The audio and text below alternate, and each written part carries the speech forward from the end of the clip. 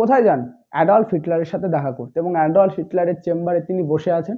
এবং Adolf Hitler সেই সময় যেহেতু অত্যন্ত কি বলবো ছিল, একজন ডমিনেটিং নেতা ছিল, সবাইকে দমিয়ে রাখতে পছন্দ করতো। সেই সময় হিটলার মানে বড় বড় ভালো পাওয়ারফুল মানুষের কিন্তু প্যান্ট ভিজে যাবে এমন অবস্থা তখন হিটলারের, এতটা রমরমা।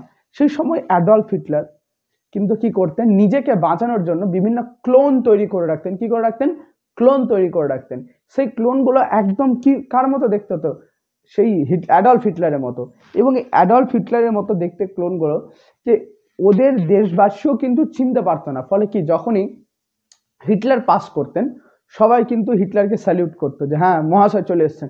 এভাবে করে 8টা 5টা 6টা 7টা 8টা করে হিটলার যেতেই আছে, বারবার করছে, ওরাও কনফিউজ যে কে।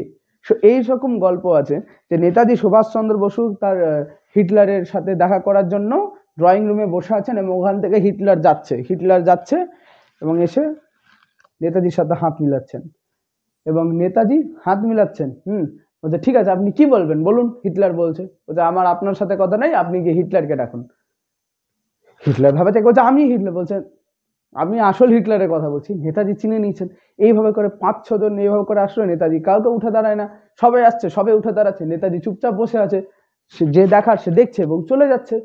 এবার ব্যাপারটা হয়ে গেল খেলার। এরপর সবই আসলো আসল হিটলার, এবং আসল হিটলারের চাল চলনই আলাদা। হিটলার আসলে নেতাজি চিনতে পেরে গেছেন, হ্যাঁ এটাই হিটলার। উঠে দাঁড়ালেন নেতাজি সুভাষচন্দ্র বোস, এবং তারপর তিনি হিটলারকে গ্রিট করলেন। প্রথম প্রশ্ন যেটা হিটলার তার মেইন ক্যাম্পেও লিখেছেন, তিনি বলেছেন যে নেতাজি সুভাষচন্দ্র বসুর মতো দক্ষ ব্যক্তিত্ব এবং এত বুদ্ধিমত্তা মানুষের পরিচয় তিনি জীবনে পাননি। কারণ তিনি প্রথম প্রশ্ন এটাই করেছিলেন নেতাজিকে, যে তুমি কি করে জানলে, হাউ ক্যান ইউ নো, যে ওটা আমি না, দ্যাট ওয়াজ নট মি, ওটা আমি না, তুমি এটা কি করে জানলে? তো নেতাজি সুভাষচন্দ্র বসু খুব বুদ্ধির সাথে উত্তর দিয়েছিলেন যে একটা প্রকৃত হিটলারের তার কিন্তু একটা পার্সোনালিটি থাকবে, আর আপনার সেই ক্লোনগুলোর মধ্যে সেই পার্সোনালিটি ছিল না। আপনি আসলেন, ডাইরেক্ট চলে গেলেন, আমার সাথে একবার কথা বললেন না, আমার দিকে তাকালেন না, কিন্তু আপনার যে ক্লোনগুলো ছিল সে এসে আমার সাথে হাত মিলাচ্ছে। একটা যে হিটলার হবে তার কিন্তু তার ব্যক্তিত্বের পরিচয় নিজেই হবে।